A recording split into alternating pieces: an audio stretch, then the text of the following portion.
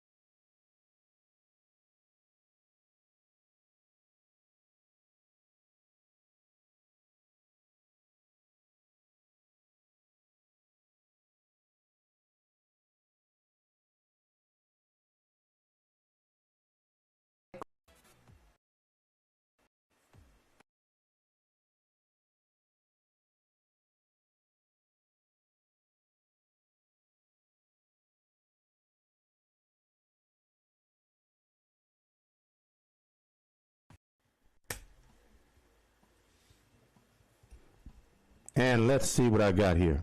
Okay, seems like I had audio out just for a few minutes, so sorry about that. So going back to the SIAC here, and as you can see here, Albany State defeated Savannah State by a score of 21-18. Allen University defeated Morehouse by a score of 28-17. Benedict defeated Virginia Lynchburg by a score of 42-10, getting back on the winning track after having lost last week to Albany State. They're trying to say we're still relevant.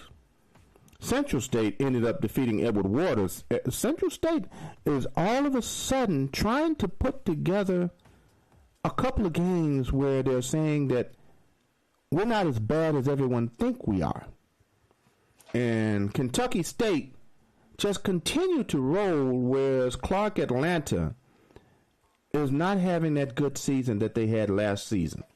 And Kentucky State, as you can see, defeated Clark Atlanta by a score of 43-28. Tuskegee, slowly but surely, after having a rough time this season, defeated Lane by a score of 18-13. And Fort Valley State, trying to stay relevant in conference play, but trust me, they will not be able to play for the conference title. You only have 3 teams that's in the hunt to play for the conference title this year. And Fort Valley State, who was projected to be there, they're not there this year. And as you can see, Fort Valley State, 24, Miles, 14. And as far as the standings go, here you are. Albany State, wow. Albany State, here you are, 7-0.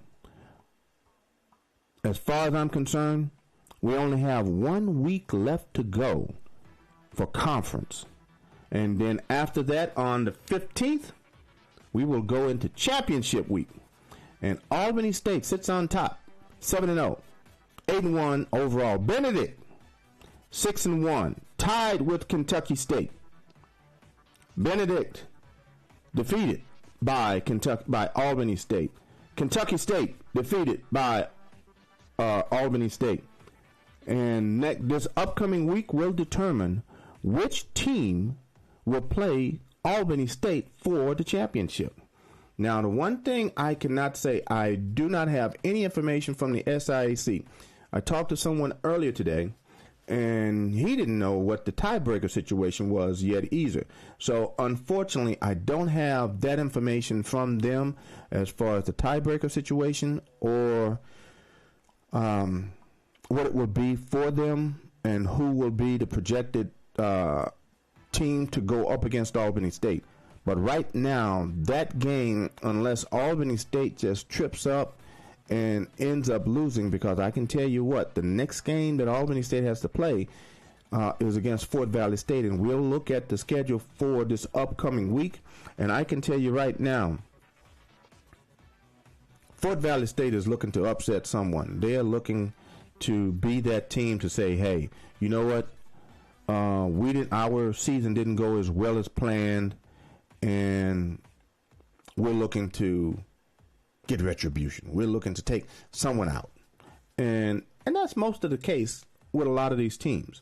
And as you can see, going back to the standings, Fort Valley State, they're 4-3 in conference play, 4-5 overall. But at the same time, when you can play spoiler with some of these teams, then what'll happen is that this is their Super Bowl, or this is their playoff game, because they don't have anything to work for. They don't have anything to work towards for except this last game, because their season is essentially over. But if Albany State comes out on top, not losing, Albany State will host the SIAC championship game. And that game will more than likely be on November 15th. Who their opponent will either be Benedict or Kentucky State, as long as each team wins out. Now, who will Benedict play And who will Kentucky State play this upcoming weekend? Let's take a look. This upcoming weekend, as you can see, you have Edward Waters traveling to Allen, Fort Valley State hosting Albany State. I believe Albany State will more than likely host that game anyway. But Kentucky State travels to Lane, and Benedict will travel to Savannah State. Now, Kentucky State has an easier game to play than Benedict. And that game against Savannah State is not a given for Benedict, because Savannah State played Albany State very tough. Now, the question is whether or not Savannah State just caught Albany State playing with their food in so many words. I hate to say it like that, but the question is whether or not Albany State took Savannah State lightly and was trying to save up some of their players for the upcoming playoffs. And I can't say that one way or the other, but I can tell you one thing: Albany State need to take Fort Valley State serious, because if they don't, then it's going to be tough. But as you can see, some of the other games, Miles will host Tuskegee, and Clark Atlanta will host Morehouse for the final game of the regular season for all of these teams. And the question is how well will these teams play? I can say one thing for Clark Atlanta. To my understanding, they had quite a few injuries this season, and because they had so many injuries, it was they really had a tough go of it.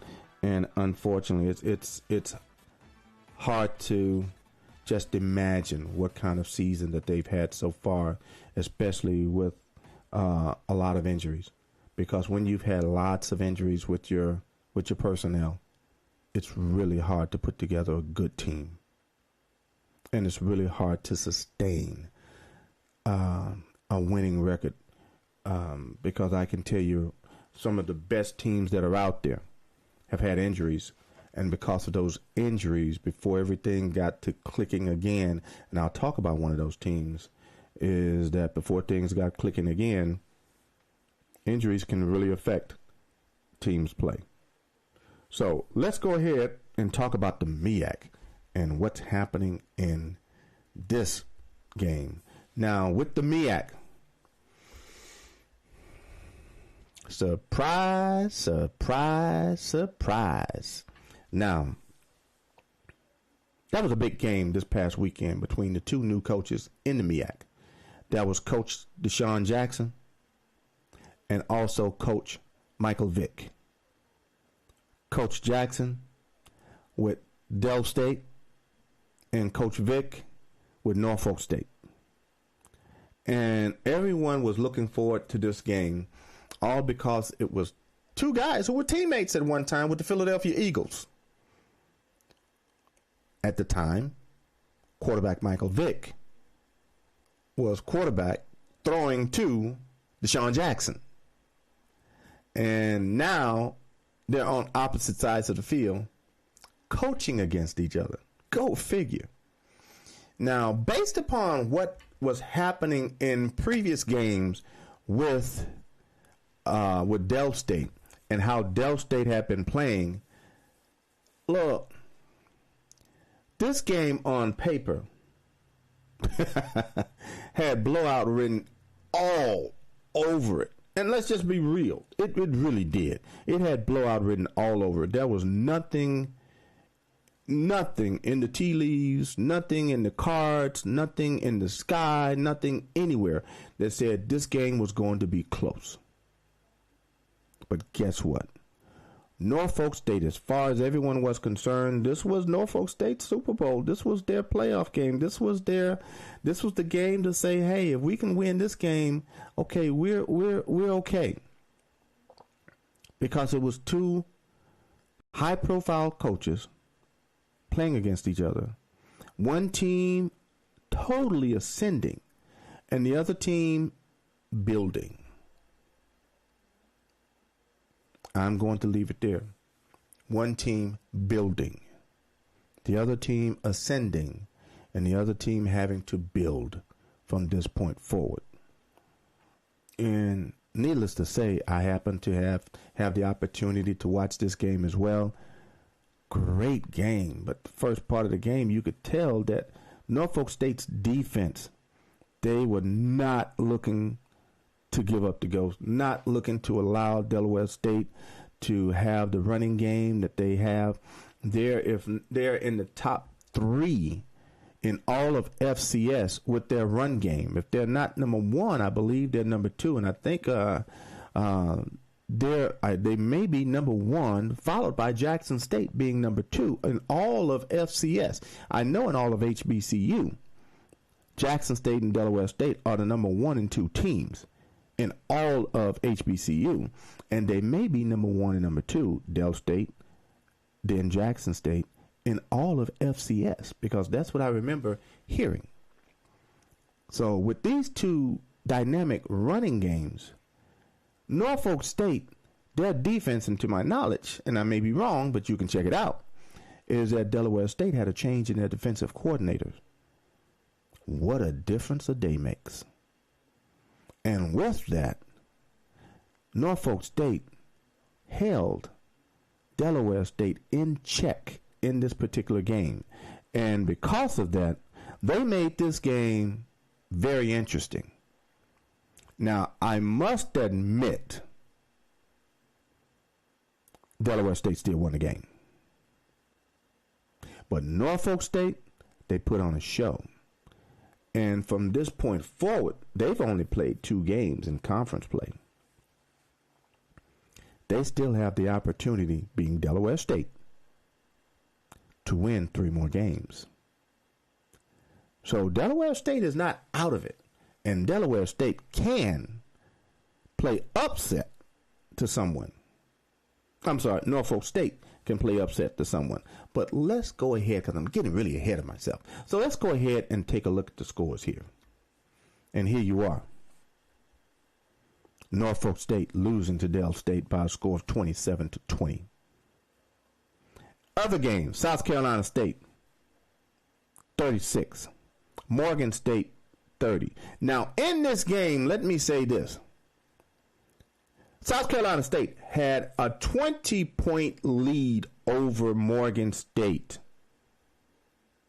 Should I say, the score was 36-10.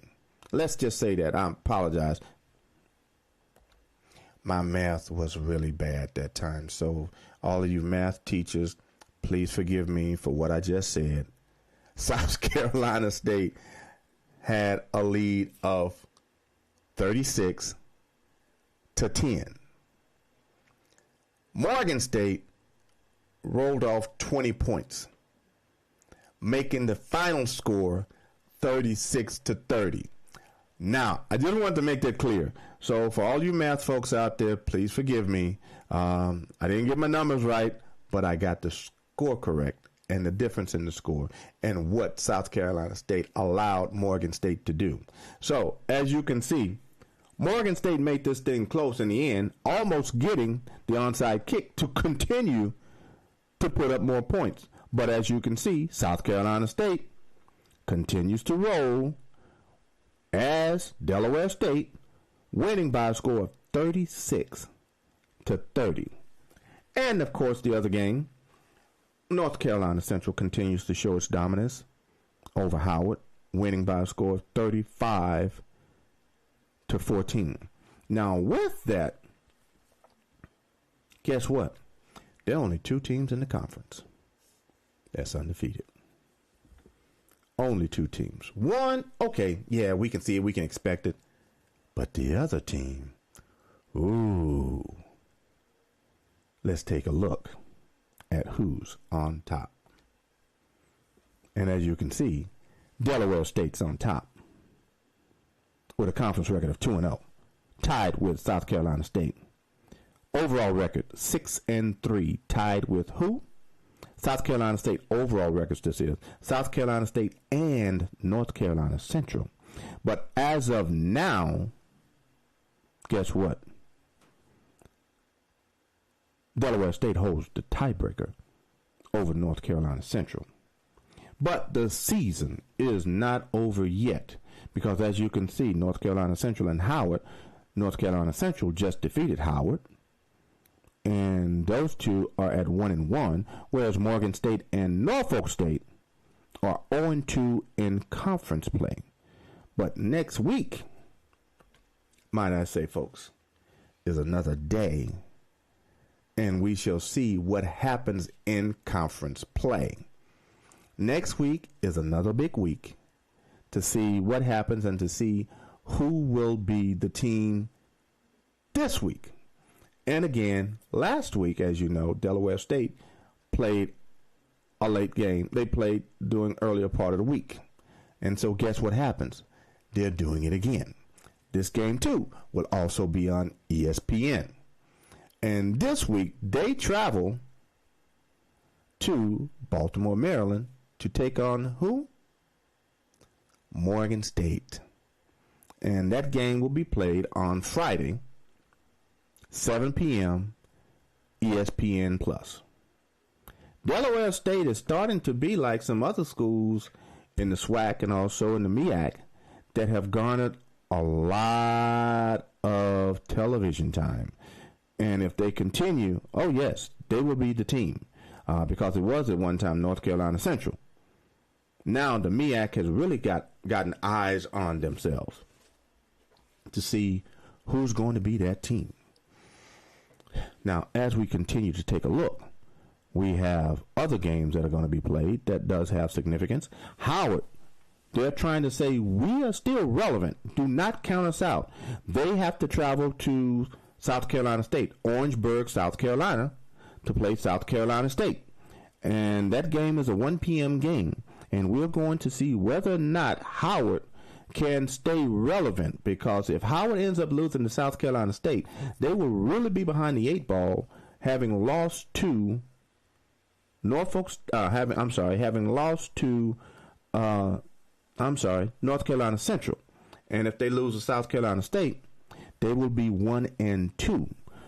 And as far as Norfolk State goes, they play North Carolina Central. If they lose to North Carolina Central, there is no way that they will be in play to win a conference title, because they would be 0-3 and completely out of the picture for winning or being in play to win a conference title whatsoever. So it's always good to see and make sure that each team has a victory. But Norfolk State, they have a tough road to go this year. And unfortunately, I don't see, unless that defense really comes to play against North Carolina Central and the other teams in conference, it's going to be really tough for them. But Norfolk State will take on the team I always call the bullies of the MEAC, North Carolina Central. And guys, Delaware State is making a statement. The question is whether or not they can continue. When I did the media day in Baltimore, and myself and Orlando Hughes, we had a chance to interview Coach Jackson. I can tell you one thing. His energy, the way he came across, was so infectious. And that's why you could see his players reacting the same way. They had that belief. They had only won one game the last year. Just one game the previous year. But because of his attitude and how he came across, it was so infectious that it made you want to get out there and play for him. And I can tell you, that's what these players are feeling. That's what's going on with the players for Delaware State. Coach Jackson has put his personality into these guys to say, no, I'm not giving up. I don't give a damn. I'm not giving up. There is a way for us to win. And they have been playing ahead mostly all this season. Now, do I anticipate that happening or changing anytime soon? They have the top running game in all of HBCU. Based upon what Jackson State did this past weekend, they may be number 2. Especially what Norfolk State did. They kind of held them up this past week Jackson State, we'll talk about that when we talk about the SWAC. But as far as Del State goes, Morgan State, you better tighten them up because Delaware State's going to try to roll downhill. I can tell you that. And with this game coming up between Delaware State on Friday, it's going to be interesting, guys. This game is going to really be interesting in terms of what happens and who wins. So that's all I have to say for this game. This is week 3 for the MEAC. Week 3 with 2 more weeks to go for the MEAC in terms of conference play. There are only 6 teams in the MEAC. And there are 5 games to be played in conference for the MEAC. Guys, just buckle up because we're in for a long ride. And we got a big game that's going to be played on November 22nd. And that's going to be when Delaware State plays South Carolina State. That's going to be a huge game. But they first must get past Morgan State this weekend. If they continue to run, then that's going to be the next big game, is when they play South Carolina State. Because as far as I'm concerned, if each of those teams remain undefeated, that will be the game to determine who goes to the Celebration Bowl to play against the champion from the SWAC. And mentioning the SWAC, let's go ahead and move on to SWAC. Now, as you know, Jackson State, who was the number 1 team in the SWAC, with Prairie View. Jackson State in the East, Prairie View in the West. Jackson State was undefeated in division play until they played Graham. And when they played Graham, they ended up losing. And because of that loss, they're now tied with Alabama State and Bethune-Cookman in conference play leading up to this week.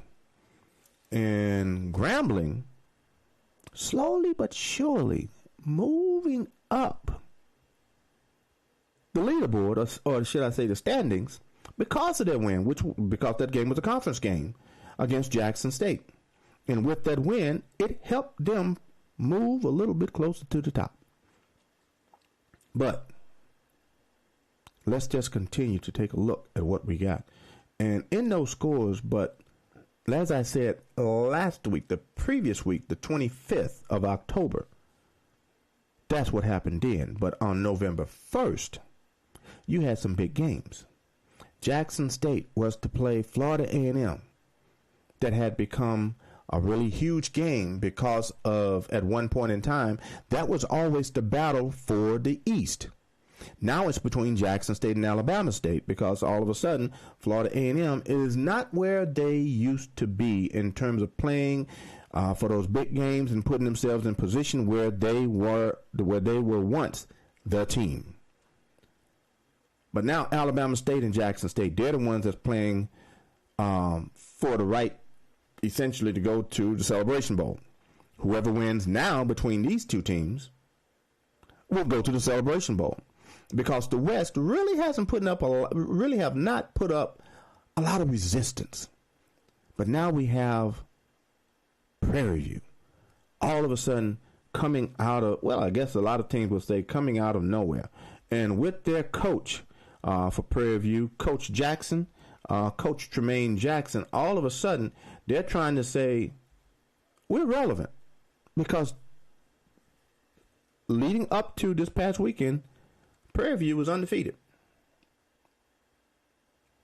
But this week, Prairie View was hosting Alabama State. And with Alabama State comes Andrew Body.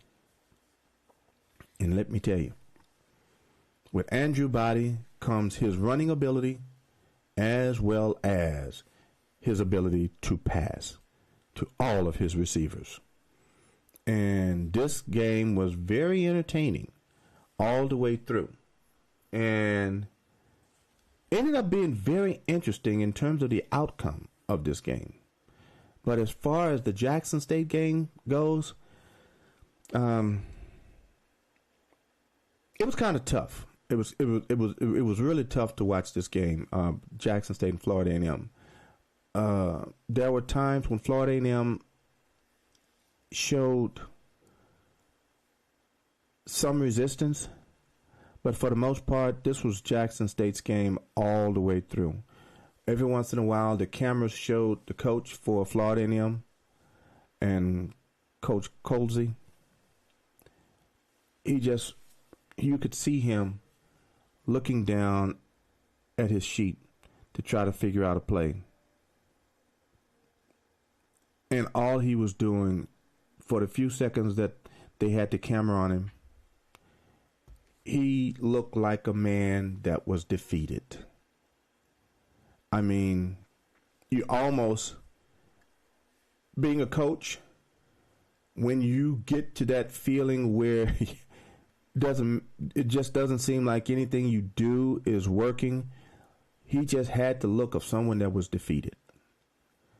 And as a coach, I'm Jackson State through and through.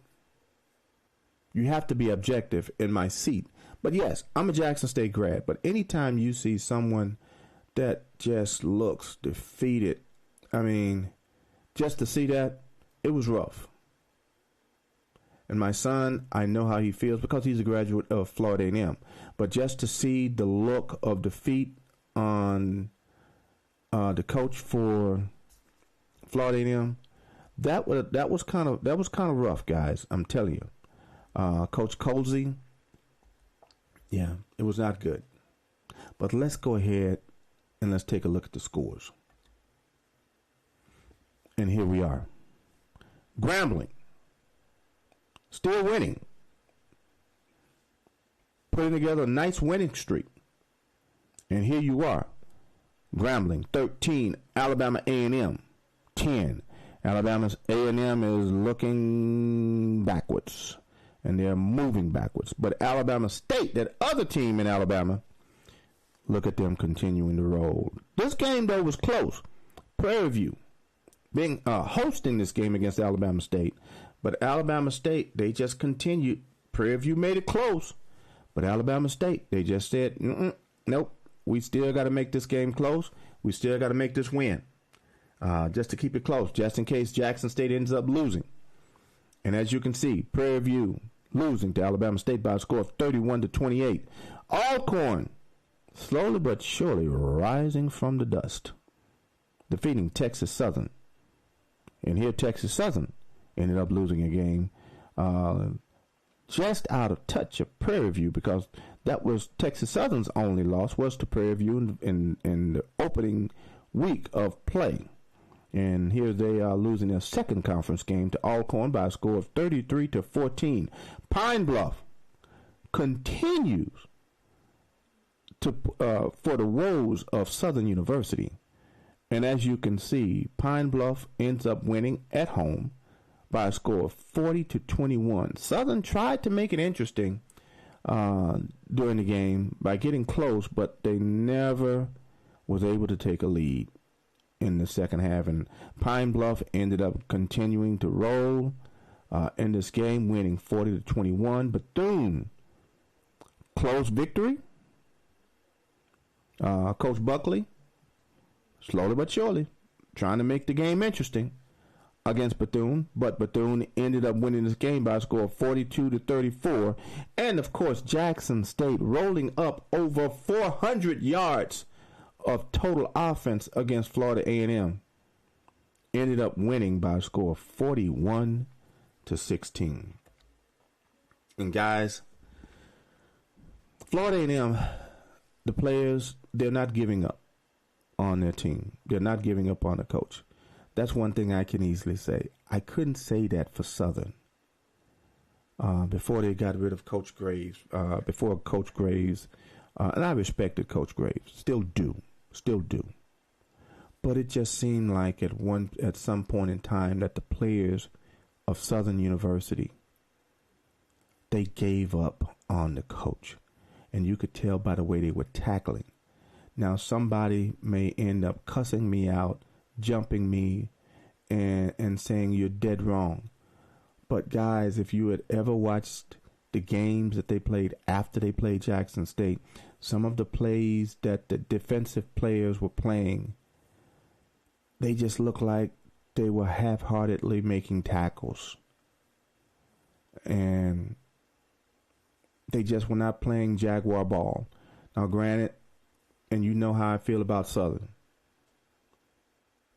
but you always want to see teams compete.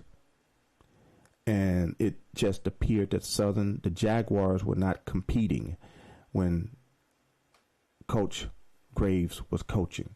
I did not have the opportunity to see Southern play Arkansas Pine Bluff, so I cannot say how they're playing for Coach McNair. Cannot say anything. I know Coach McNair does not play. I do know that. And so I'm quite sure Coach McNair is saying, look, you either play or you're on the bench. We shall see how well they play next week, and we'll talk about that game upcoming. But I just hope that those players for Southern University turn their season around and end up playing a lot better. Now, by the score, Southern University played a lot better. Defensively, Pine Bluff, they had a better game, winning 40-21. So we will see how well they continue to play down the road. Now, let's take a look at the standings in the East and the West division for the SWAC. And as you can see, Jackson State, Alabama State, and surprisingly Bethune-Cookman are all tied 4-1 in conference play in the East. Jackson State, well, we'll get to that, but I'm getting ahead of myself, is to travel to Mississippi Valley State this weekend. And as you can see, unfortunately, Valley is 0-4 in conference play, but they are 1-7 overall. And in order for the status quo to remain as it is, Jackson State must win out in order to have a return trip to the SWAC conference. And that's their goal, because I can tell you, folks, I can tell you right now, I know of people who already have rooms reserved in Atlanta, Georgia for the Celebration Bowl. They're expecting Jackson State to make it to the Celebration Bowl again this year. I can also tell you this, and this is what I know. Several years ago, before Jackson State was making it to the Celebration Bowl, they were like, oh gosh, we hope Jackson State can make it to the Celebration Bowl. All because they know the fans for Jackson State will travel. Not to take anything away from at the time when it was North Carolina A&T, Alcorn. Yeah, they had a few representatives go. FAM, they had a few fans there. But they knew anytime Jackson State goes to any game, they're going to travel. Our fans travel. Las Vegas. Of the 29,655 fans that were in Las Vegas, I can guarantee you almost, well, over 60%. I would even care to venture almost 70% of the fans were Jackson State fans. Don't get me wrong, Graham came, but Jackson State was there in the house. And we made up quite a bit of that 29,000 fans that were in the stands. I can tell you that without a doubt. But going back to the standings for what is to take place for the remainder of the season, and here we are, you have FAM. They're pretty much out of it unless all of the teams end up losing. And Florida A&M, has a way to climb back into it. Very doubtful. But we'll see whether or not that can be done. But you have 3 teams, and it's highly doubtful. I can tell you right now, I just don't see Alabama State losing another game. I personally do not see Alabama State losing another game. Jackson State, because they are the national champs, everybody is gunning for Jackson State. And with Jackson State's quarterback being out, Lockhart was quarterback this past weekend. And with QB1 out for Jackson State, it'll be interesting to see how well Jackson State plays from this point forward. But the one thing about J-State, guys, it hasn't caught up with them yet, but they have too many doggone penalties. They made it, and I can tell you, Florida A&M tried to make this game ugly. They tried to antagonize Jackson State, and they did. And Jackson State screwed up. And they kept making mistakes. But I can tell you this, because of how well Jackson State can play. I mean, my gosh, they had, like I said, they had over 400 yards. And let me pull this up just to tell you exactly how well Jackson State played in this game. And I'm trying to, I apologize, folks, for taking so long to do this. I should have had it pulled up already, and I apologize for this, because as I said, I should have already had it pulled up. But for this game, it was just unreal what they did. And with the box scores, in rushing yards alone, Jackson State had 392 yards of rushing. 392 yards of rushing. They only passed the ball 5 times, 5 completions. 5 completions. Why throw the ball when you're running? Because I remember during most of the game, there were very few passes. He did throw a touchdown pass. And he only threw the ball 5 times, 10 times, 5 completions. So he was 50%, no interceptions, with 1 touchdown. So Lockhart did what he had to do. He managed the game. But Jackson State had almost 500 yards of total offense. 496 yards of total offense. Almost 500 yards. As opposed to Florida A&M, 132 yards of passing. Rushing, 70 yards. They only had 202 yards of total offense. Total domination in this game. So that's what actually transpired in this game. 202 yards of total offense as opposed to 496 yards of total offense. Why pass the ball when you're constantly rushing up and down the field?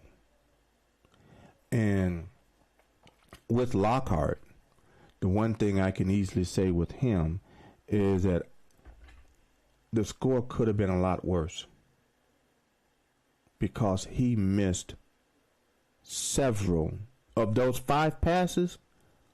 3 of them that he missed should have gone for touchdowns.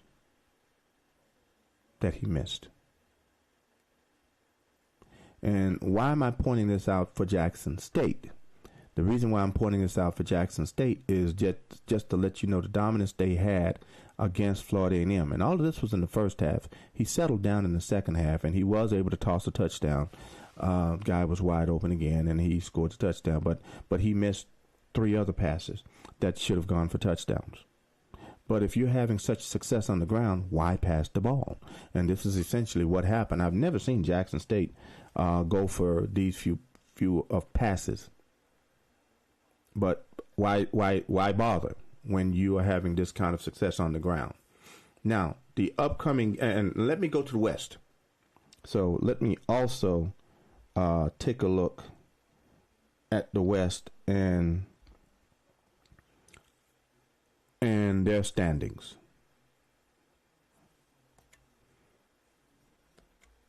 And here you are. And with the West, here you are. Prairie View, even after losing to Alabama State, guess what happened? They're still in a good place. Now, with the stats from this game went back and forth. This game really went back and forth. Prairie View led at the first quarter, 14-7.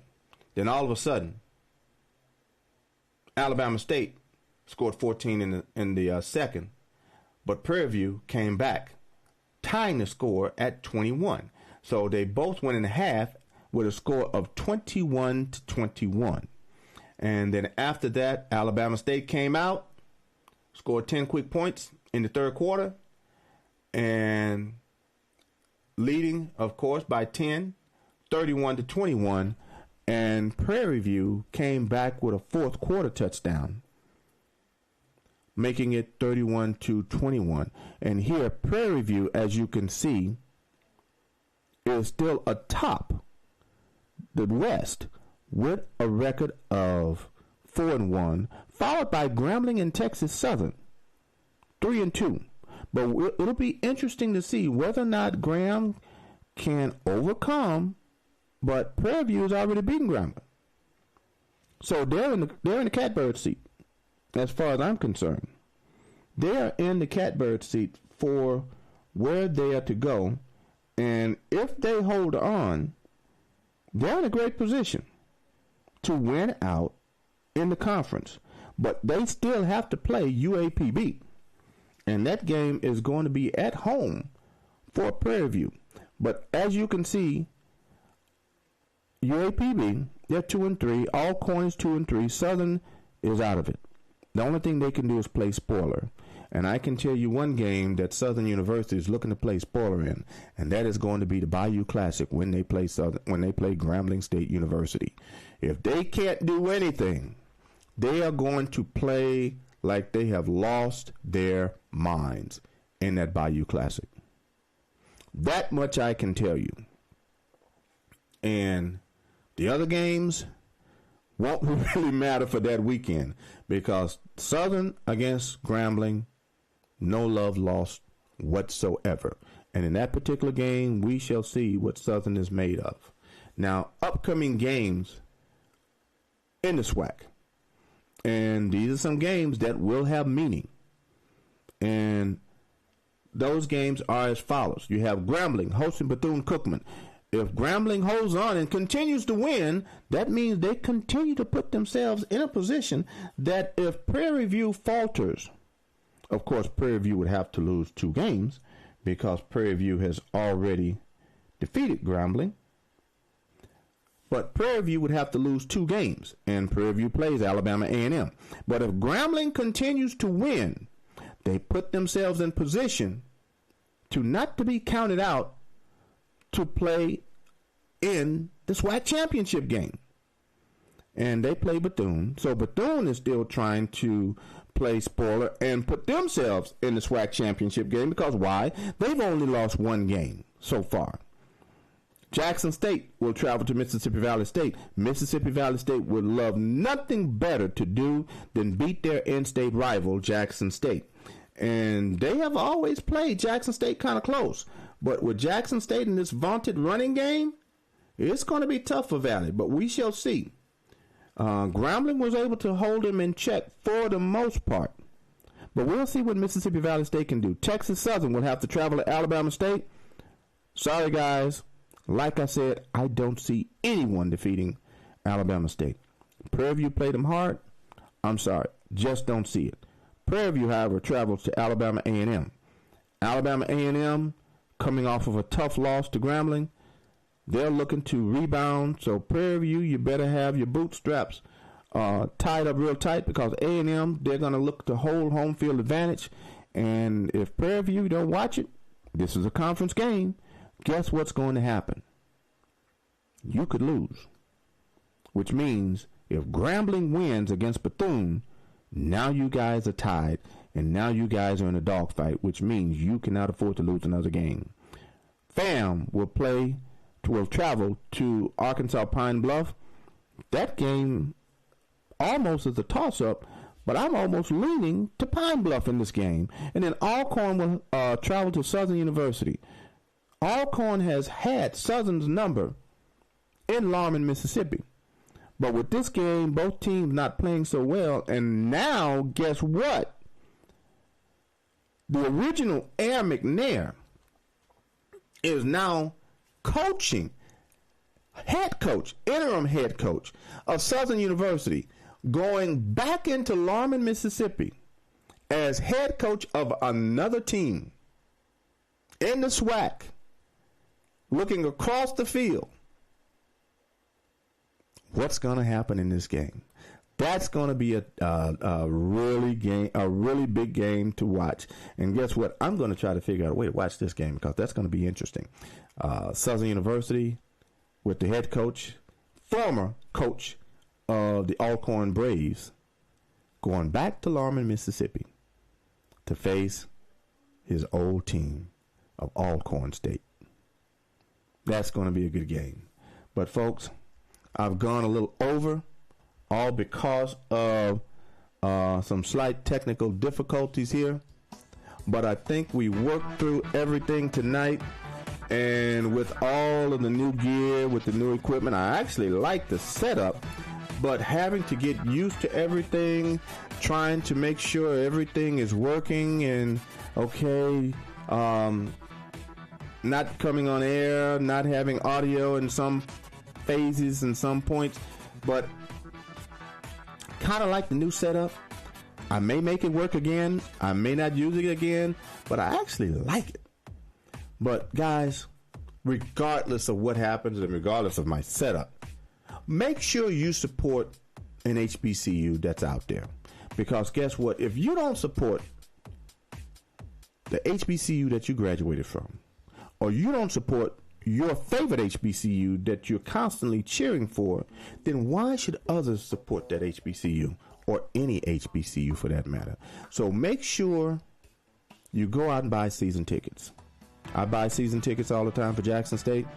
I know I can get into the games free, but guess what? I will continue.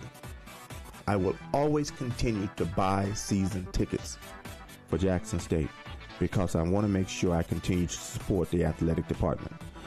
So whatever you do this weekend, go out, have fun, enjoy, and support your favorite HBCU.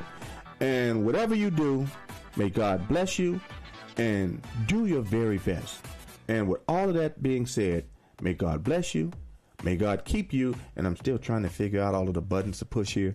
So may God bless you, and may God keep you, and make sure you give. Have a good night. God bless.